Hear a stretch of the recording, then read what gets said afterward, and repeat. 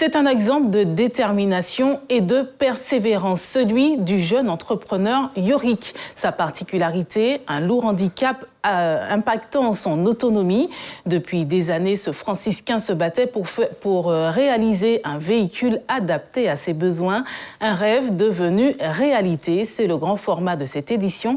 Il est signé Delphine Bess et Patrick Jean-Guiteau. C'est un véhicule XXL pour un jeune homme aux besoins particuliers. Yorick, 31 ans, souffre d'une maladie congénitale, une myopathie qui affecte son développement musculaire.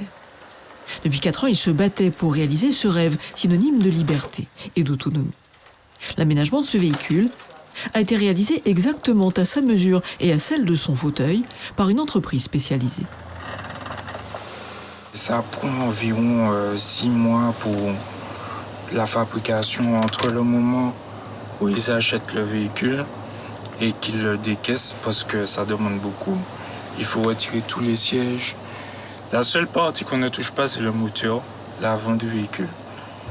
Alors la commande principale, c'est ça s'appelle un combiné accélérateur-frein.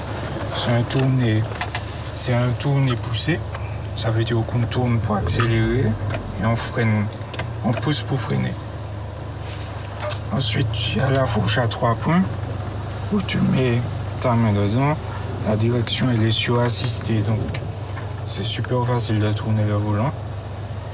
Et ça vient bloquer ma main car ma main n'a pas de prise réellement sur le volant. Autrefois, Yorick était totalement dépendant de son père pour ses déplacements. Aujourd'hui, le monde s'offre à lui. Et son véhicule aménagé suscite partout la curiosité et la sympathie. J'ai été impressionné.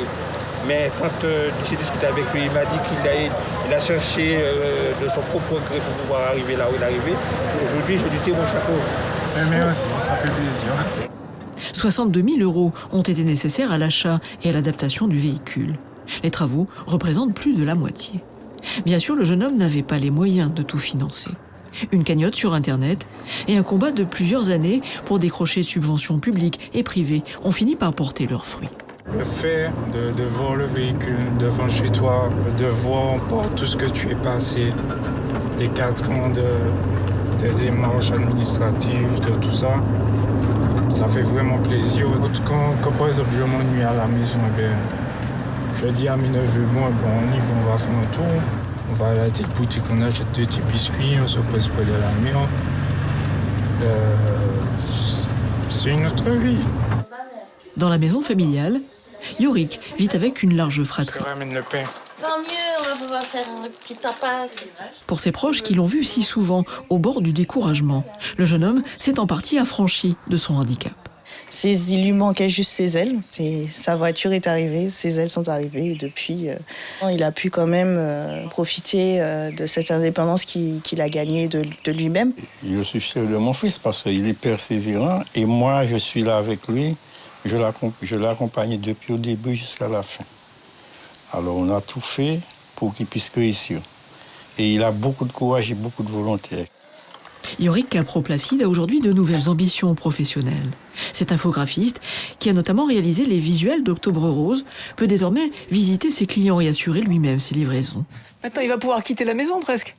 Non. Mon fils, il va rester avec moi. Prochaine étape, la création de sa société S-Design. Et bien sûr, profiter de la vie et des copains comme n'importe quel jeune de 30 ans. Et voilà pour la belle histoire de Yorick, en effet un bel exemple de persévérance et de détermination.